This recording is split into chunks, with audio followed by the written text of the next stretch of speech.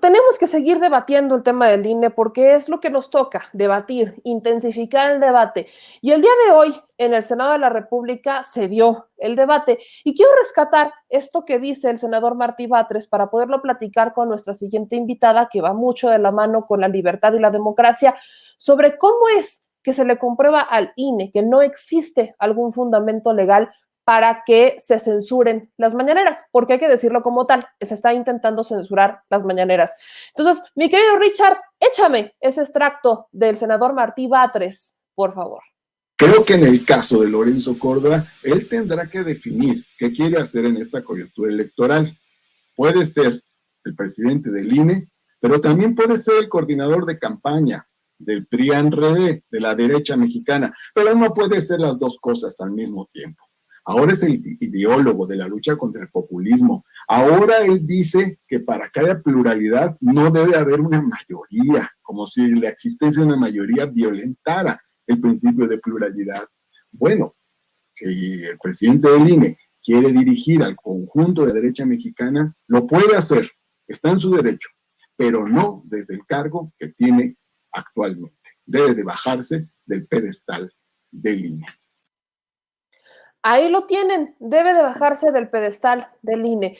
Mi querida senadora Antares Vázquez, ya tenía tiempo sin poder platicar con usted y pues hay varios temas que platicar y empecemos con este. Pero antes, muy buenas noches, ¿cómo está? Buenas noches, Meme, me da mucho gusto saludarte y pues le mando un saludo también a Vicente Serrano para que pronto pueda estar de regreso. Y pues sí, vaya tema el del INE, que además la gente ya no se queda callada en este sentido. He visto muchísimas consultas de la ciudadanía en change.org y en otras tratando y nos exigen además a nosotros que se vaya Lorenzo Córdoba y que nosotros hagamos algo al respecto. Se dio esta discusión en la comisión permanente el día de hoy, yo también participé y de lo que se trata siempre es de callar a López Obrador. Callar a López Obrador, les decía yo, es la misión del neoliberalismo desde hace más de 20 años. Lo han intentado por todos los medios, a través de la censura, a través de la cerrazón de medios, de la cooptación de medios, del chayote, por decirlo ahora sí como todo mundo entendemos, y de todas maneras han tratado de silenciarlo. Y no lo han logrado, entonces este es el último ardid. Es el mismo Lorenzo Córdoba que no se dio cuenta de la acción del gobierno federal en tiempos de Peña Nieto en la campaña del Estado de México, por ejemplo. Eso no lo vio. Es el mismo Instituto Nacional Electoral que tampoco vio todo lo que ocurrió con las tarjetas Monex y con todas aquellas cosas. Y ya, entonces ahora se trata de callar la información, alegando que la propaganda gubernamental no puede difundirse. Y hay una diferencia sustancial entre propaganda e información. Y por si fuera poco, estamos en medio de una pandemia y el gobierno está a cargo de coordinar los esfuerzos en contra de la pandemia. Entonces, ¿qué pretenden?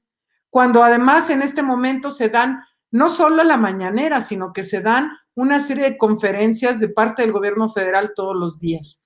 Es inaudito lo que se está viendo, pero efectivamente muestran su rostro completo los neoliberales, estos están todos unidos como siempre, contra López Obrador. Exactamente, senadora. Ahí es a donde quiero partir. La oposición no ha dejado de quejarse de una presunta censura por parte del presidente Andrés Manuel López Obrador hacia ciertos comunicadores que perdieron espacios por ajustes empresariales, porque así es como se les llama, y que aún así siguen teniendo espacios en radio, siguen teniendo espacio en la prensa escrita y siguen teniendo espacio en las redes sociales. Pero cuando se trata de el presidente, es entonces cuando la censura sí es válida. ¿Qué reacciones tuvieron en esta comisión en el Senado los senadores de oposición?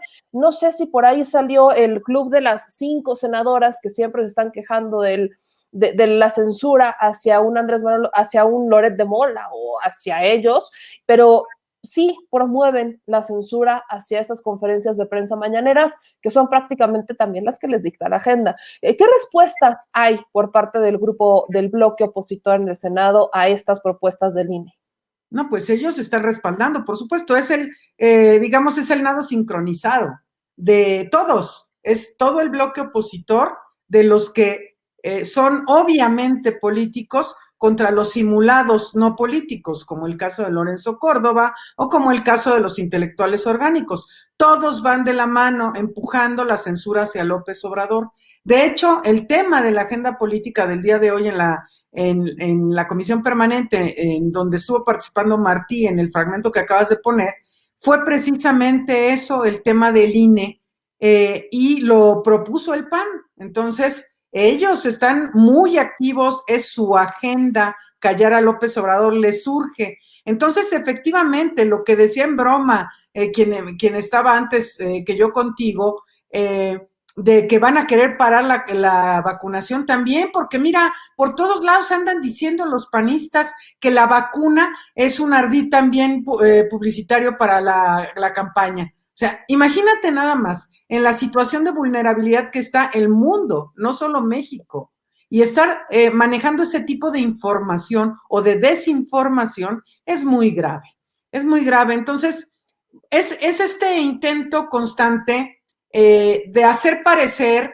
el llamado gatopardismo, ¿no? Que es el caso de este consejero presidente del INE, que se supone que es consejero del INE, un organismo autónomo de esos que tanto defiende la derecha, pero no es autónomo más que del pueblo. La realidad es que la autonomía es respecto al pueblo, porque no es autónomo de los poderes fácticos, no es autónomo de las decisiones de la oposición de muy bajo nivel, por cierto, ¿no? Entonces, es muy grave lo que está ocurriendo.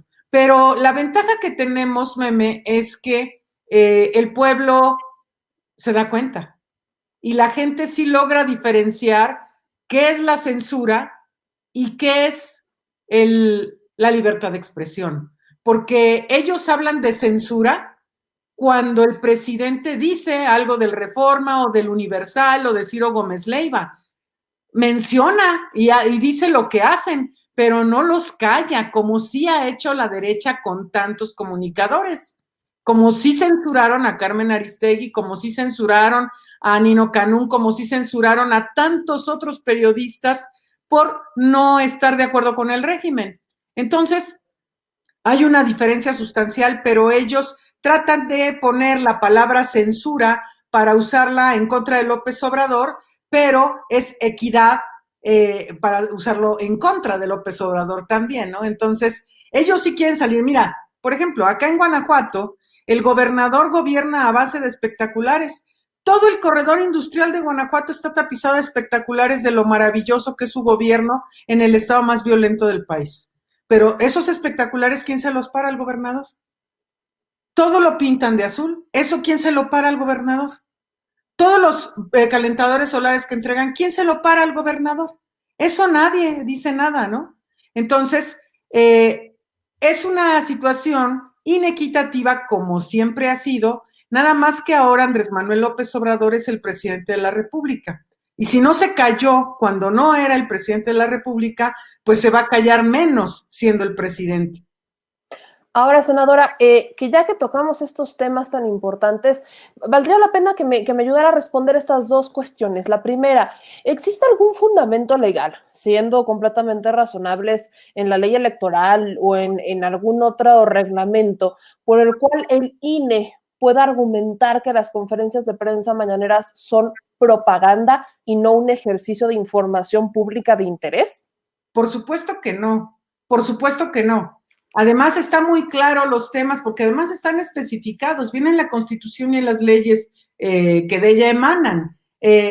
La propaganda es con un fin electoral, es decir, con un fin de promover el voto en favor de alguien o de algún partido. La información gubernamental tiene que ver con decirle a la gente cómo van las vacunas, a dónde tienen que ir, quién va a ir a su casa, a vacunarles, cuántas vacunas van a estar llegando, en qué momentos, en qué meses se va a estar vacunando a la gente, etcétera. Esa es información importante, información sobre los programas sociales, porque la gente pregunta mucho y no tienen a quién acudir porque los medios tradicionales no lo dicen. Entonces es muy importante este diálogo con la ciudadanía, Pero además, algo de lo que también decíamos, y lo decía Pablo Gómez, entonces quiere decir que el presidente de México no puede tener su conferencia de prensa, pero los diputados y los senadores sí, los gobernadores sí pueden tener ruedas de prensa, que es un ejercicio de otro tipo, ¿no? Entonces, las opiniones del presidente tampoco pueden ser escuchadas porque entonces es equivalente a censurar el que él opine, no el que calle a un periodista, sino el que él opine, según la derecha, es una censura. Entonces, es claro que no es cierto y de hecho el Tribunal Electoral ya lo ha determinado así, pero el señor presidente del INE insiste en querer callar las mañaneras. Y ahora, senadora Antares Vázquez, la ciudadanía con todo esto reafirma el rechazo que tiene hacia este órgano electoral. La falta de certeza que le dan a la ciudadanía es creciente. No confiamos en un INE que es completamente parcial. ¿Existe alguna manera para sacar, para cambiar, para reformar a este órgano para que le dé más certeza? Recordaba lo que ocurrió con un Luis Carlos Ugalde, que es algo que también se ha estado reviviendo en estos días, que fueron los diputados quienes aprobaron una reforma y que lo sacaron antes de que terminara su periodo como consejero presidente de la entonces IFE tras el fraude electoral del 2006. ¿Existe algo con estas nuevas reformas con lo que se pueda hacer algún cambio o estamos destinados a jugar con estas reglas y a ver de a cómo nos toca? ¿Qué podemos hacer ante esto? Mira, hay una creciente exigencia popular para que se vaya Lorenzo Córdoba. Él no lo va a hacer, obviamente, y menos en este momento. El compañero Fernández Noroña anda promoviendo algún recurso para hacer esto. Es muy importante que sepan que el nombramiento de los consejeros del INE es una de las facultades exclusivas de la Cámara de Diputados. Nosotros los senadores no tenemos ahora sí que vela en ese entierro, pero los diputados andan tratando de ver cómo se hace algo porque no es posible. Ciertamente es muy importante tener un árbitro electoral imparcial y no hemos tenido eso en México nunca. Esa es la situación tan grave. Si bien se nombraron recientemente consejeros del INE, no ha sido suficiente para poder limpiar el INE de la parcialidad que les ha caracterizado. Entonces, hasta donde entiendo, están estudiando la posibilidad de hacer algo al respecto. Ese es el problema de los llamados órganos autónomos, que son autónomos del pueblo, que se diseñaron con una carencia de controles. No hay controles porque el señor Lorenzo Córdoba puede hacer y decir lo que él quiera. El presidente de la República no, pero él sí puede hacer todo lo que él quiera. Esa es parte de la creación de los famosos órganos autónomos que ahora la derecha defiende con uñas y dientes, porque son autónomos para determinar cuánto ganan, qué hacen, ellos determinan quién debe hablar y quién no debe hablar, en fin, una serie de cuestiones que tienen muchos asegúnes por lo menos.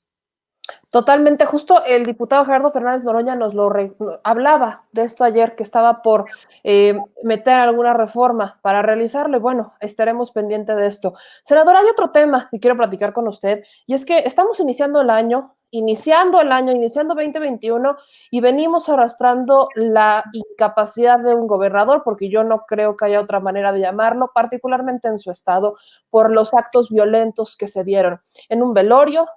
Celaya sigue siendo una de las entidades más violentas. Tenemos aquí gente que no se ha dejado de quejar de esto y yo creo que lo he repetido y no me cansaré de hacerlo. La delincuencia solo crece cuando el gobernante se lo permite. Particularmente acá, senadora, pues, ¿cuál es ahora sí que el diagnóstico de un estado tan herido, tan lastimado y que sigue encabezando las listas con homicidio doloso? Lo ha dicho el presidente en sus últimos informes de seguridad, en estas propias mañaneras que quieren censurar, y pues qué mejor que usted nos explique cómo están las cosas. Y bueno, la respuesta de un gobernador que hasta este momento parece que solo retuitea e informa, no sé si desde Nuevo León, Michoacán o desde algún destino distinto. Mira, es muy grave lo que sucede en Guanajuato. Tenemos una creciente violencia que comenzó esta escalada en 2009 y que ha ido cada vez peor y cada vez peor. Tenemos 30 años de panismo en Guanajuato, 30 años de generar el segundo estado más desigual de la República Mexicana, 30 años de estar germinando esta violencia pavorosa. Y la ciudadanía está desesperada y está a merced de la delincuencia en las ciudades que tanto enorgullecen a los panistas, que son las del corredor industrial. Están entre las ciudades más violentas del país. En este momento, foco rojo, Celaya y León en particular. Aunque Irapuato, pues tiene, híjole, también terrible, y otros municipios incluso pequeños. Es una condición terrible porque hay delincuencia de tipo de cobro de piso, es decir, a cualquiera le toca. Y además, el gobierno del estado siempre sale a decir que se trata de porque eran criminales o porque estaban vinculados con algo, es decir, ellos hacen juicios sumarios así a la menor provocación. El señor fiscal, que es el único común denominador de los años de la creciente violencia de Guanajuato, él está como antes procurador y ahora fiscal desde 2009, precisamente, o sea, coincide con la creciente violencia. Igual que el secretario de Seguridad Pública, que se incorporó poquito después. Llevan 3 sexenios estos señores en sus funciones. Ellos han visto la creciente violencia de Guanajuato y pues la pregunta que todas y todos nos hacemos por estos rumbos es ¿y qué han hecho al respecto? Entonces eso sin duda despierta suspicacias, porque es terrible. Los diferentes delitos han ido mermando de acuerdo con los informes de la Secretaría de Seguridad Pública que presenta cada mes. Las tendencias, por ejemplo, en robo de autotransporte, en robo de vehículos, en robo a casa habitación, en asalto a mano armada, etcétera, todas van a la baja. Sin embargo, el homicidio doloso está apenas viendo en el país, sí está viendo una tendencia, no todavía una reducción sostenida de homicidios, pero sí la tendencia creciente ha empezado a mostrar puntos de inflexión. Todavía no para bajar, pero ya no está en la misma creciente que antes, excepto en Guanajuato. En Guanajuato sí sigue rampante. La cosa es terrible aquí. Entonces, ¿por qué en el resto del país empieza a funcionar la estrategia de seguridad pública federal y en Guanajuato no? Esas son las preguntas que tenemos que estarnos haciendo. Tenemos homicidios, desapariciones, en fin, una serie de cuestiones y además una gran resistencia de parte del gobernador a hablar del tema. Cuando le entrevistan, él siempre los batea y le dice que vayan con Sofía Huet, que es por supuesto de las huestes de García Luna, que es la vocera de seguridad pública aquí en Guanajuato. Entonces, él se deslinda. Ahora, desgraciadamente, ayer asesinaron a un diputado del PAN y en ese momento sí sale a repudiar el asunto. Pero de Morena llevamos varios, 9 funcionarios del municipio de Apaseo del Alto en 2 años y unos meses de gestión. 9 funcionarios del ayuntamiento. En este año, en un año, han matado a varios compañeros que habían sido candidatos o eran potenciales candidatos para Morena en sus municipios. Asesinaron, como recordarás también, al que era nuestro candidato en Apaseo del Alto, esposo de la actual alcaldesa que ha sufrido tantas bajas en su ayuntamiento, y no se han esclarecido, y de esos el gobernador nunca condenó nada, nunca se ha pronunciado, y el fiscal todo el día dice que su índice contra la impunidad está muy bien porque el 95% de los homicidios se esclarecen, pero yo creo que yo nada más me entero de los 5% que nunca se esclarecen. Entonces, está aquí la mafia terrible y el resultado es la violencia y la impunidad que tanto lacera. Entonces, las víctimas son revictimizadas a través de la impunidad y además a través de las acusaciones a priori de la gente del gobierno del estado, diciendo, descalificándolos. Yo creo que hasta los bebés andan en el crimen organizado, ¿no? Porque hasta bebés han matado. Senadora, aquí tengo que hacerle dos preguntas. La primera es, ¿cómo han soportado tantos años de panismo en la entidad?